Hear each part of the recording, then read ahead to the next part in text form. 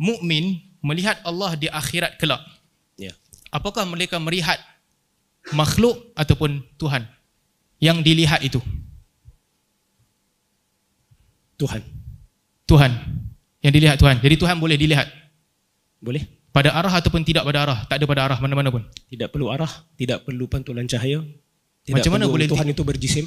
Macam mana boleh lihat tanpa arah? Macam mana nak lihat?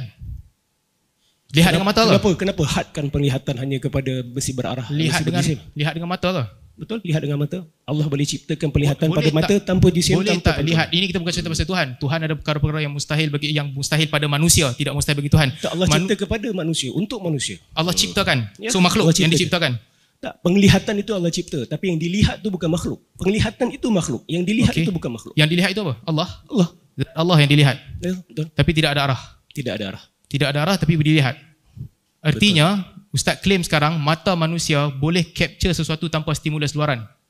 Betul. Ini contradiction. Ini pasal manusia, ini bukan pasal Allah Ta'ala. Ini contradiction. Ini bukan beyond comprehension. This is total contradiction. Why? Sorry, saya tak boleh tanya. Sorry. Okay. So, boleh tanya dengan izin. Kalau dikatakan ini betul-betul contradiction. Sebab manusia tengok dengan mata, signifikannya adalah tengok mesti dengan stimulus. Kalau tengok dalam kepala itu lain, itu dalam mimpi. Kemudian melihat Allah. Dia kata ini total contradiction. Total contradiction. Saya kata melihat Allah Subhanahu Wa Taala dengan mata, Allah menciptakan penglihatan kepada mata kita. Penglihatan itu makhluk, tapi yang dilihat itu bukan makhluk. Jelas tak saya jawab macam tu? Betul? Ar-ru'yah makhluk wal mar'i ghair makhluk. Macam kat dunia ni kita melihat, Allah cipta penglihatan tu. Betul? So dekat akhirat juga Allah akan cipta penglihatan itu. Tapi bukan bermakna yang dilihat itu adalah makhluk. Yang dilihat itu adalah Allah Subhanahu Wa Taala. Allah buat sesuatu kepada mata kita, kita tak tahu apa benda yang dia buat. Tapi berlaku pada mata. Imam Abu Hasan Asy'ari berpegang bahawa ia berlaku pada mata. Tapi berlaku tanpa arah, tanpa jisiman, tanpa pantulan cahaya. Apa yang total contradiction-nya? Sebab dia tetap masih berlaku dengan mata. Dan Allah boleh buat stimuli itu pada mata. Tanpa ada stimuli itu daripada luar. Kan? Without the stimuli need to be outside of the eyes. Boleh buat kepada mata itu sendiri. Ustaz, silakan.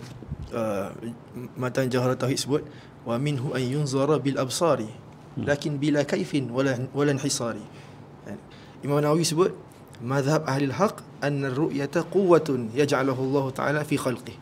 Yani ru'yah, penglihatan itu kekuatan, kemampuan yang Allah Taala cipta pada makhluk. Betul lah yang Ustaz cakap.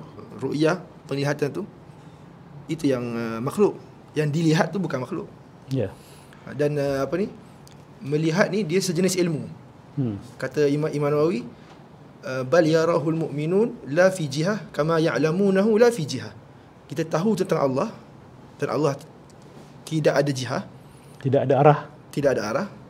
Kita juga akan lihat Allah tanpa arah, sebab melihat ni sebahagian daripada ilmu. Bila kita lihat sesuatu, kita dapat ilmu, kita faham.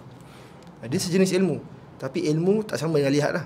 Sebab tu kita isbat sifat ilmu, isbat sifat lihat. Walaupun kedua-duanya itu inkishaf, kedua-duanya ilmu. Macam saya tengok handphone ni dengan saya tahu handphone ni, dua-dua ilmu. Tapi ilmu dengan melihat dengan ilmu dengan yang dalam otak kita tu tidak sama. Dia tak sama. Jadi sebagaimana kita tahu Tuhan tu tak berjihah, kita akan lihat Tuhan pun tak berjihah, tak ada masalah. Ini menurut Imam Nawawi lah. Jamil. So jawapan saya tu memang selari dengan akidah Asy'ariyah lah. Dan tidak ada total contradiction sebenarnya. Sebab Allah bukan jisim yang macam kita, yang terikat dengan jisim. Turun mesti meninggalkan ulunya. Tak. Pada kami itu bukan contradiction. Pada kami itu adalah beyond comprehensive. Beyond comprehension. Akal tak boleh fikir bagaimana, tapi itu bukan contradiction. Okey.